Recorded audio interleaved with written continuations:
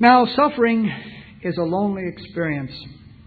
The room can be full of people, but when you are in pain, you are not a part of the crowd.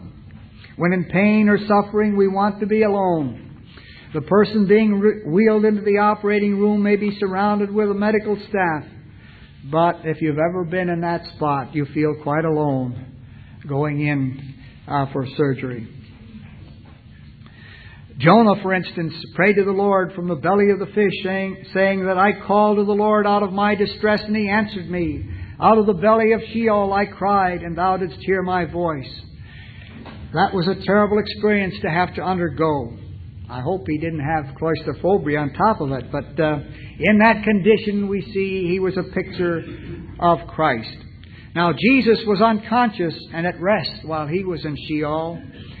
Jonah was alive and suffering while he was in Sheol. And so the Scriptures are clear. As Jonah was 3 days and 3 nights in the belly of the whale, so will the Son of Man be 3 days and 3 nights in the heart of the earth. The lesson is being entombed, not in the conscious suffering that Jonah endured, but rather the fact that he was entombed for 3 days and 3 nights, that was a picture of Christ. Then there was Jeremiah, who in his suffering was alone. In Jeremiah 38, verse 6, they took Jeremiah and cast him into the cistern of Malchiah, the king's son, which was in the court of the guard, letting Jeremiah down by ropes.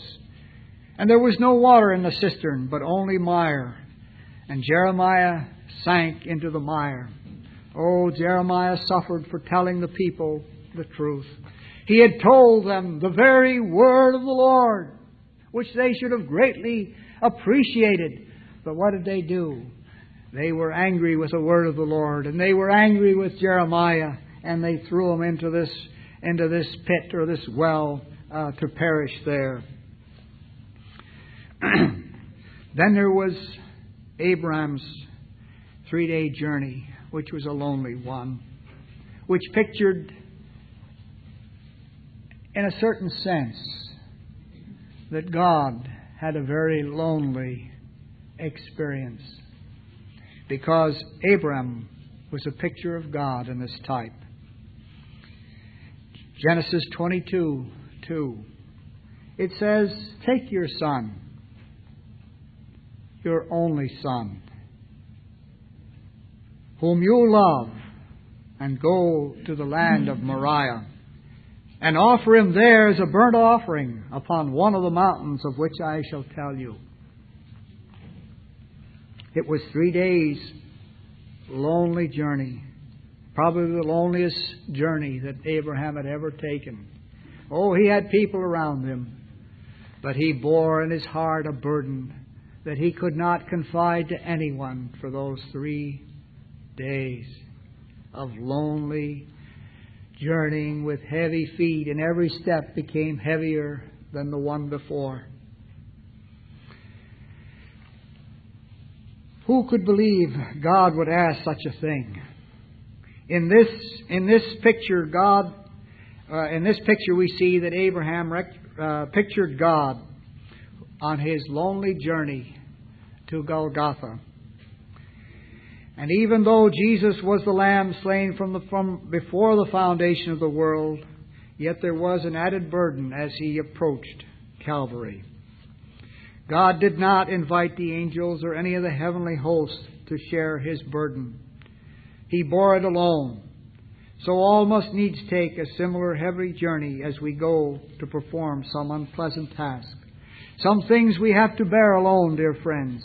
It would be unwise to confide all of our burdens to others, except, of course, to the Lord. While we should bear one another's burdens and so fulfill the law of Christ, yet our desire is each of us to bear as much of our burden as we can alone. Then we come to Acts 23:11. This was the experience as Paul was going to Jerusalem.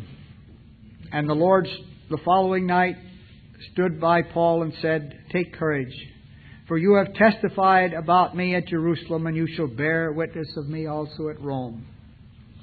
Now, Paul had gone to Jerusalem with certain knowledge that bonds and imprisonment waited him there. Paul at Jerusalem was somewhat under a cloud because of the Judaizing Jews that were there. There were a great number of them. And Paul's visit to Jerusalem should have been a happy and wonderful event. This great apostle, this great servant of God had come into their midst. And instead of calling a gathering for several days to find out the wonderful experiences that he had had and to share some of the blessings that he had to tell them in the various congregations and churches that were established and the wonderful things that had happened under the influence of the Holy Spirit in those days, in that time and place. No, the apostles received Paul, and they spent some hours together. But it was under a kind of a cloud, that visit to Jerusalem.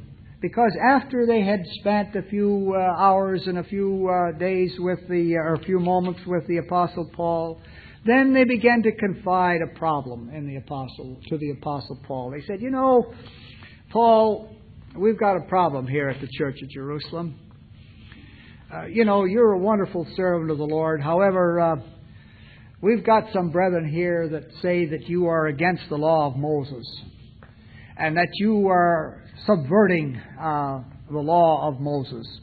And we've got to do something about this to kind of heal the rift in this church.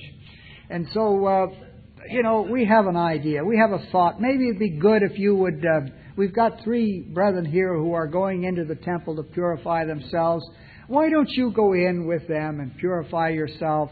And that will show all these Judaizing Jews that you're not against the law. And maybe that'll pour a little oil on the troubled waters.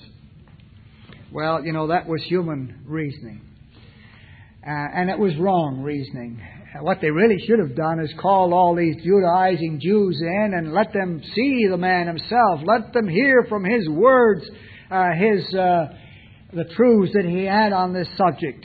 But no, they used human reasoning. And so Paul went into the temple, and later he was found there, and some of the Jews thought he had brought in some Gentiles into the temple, and they pulled them out. And, from that day on, Paul was in bonds.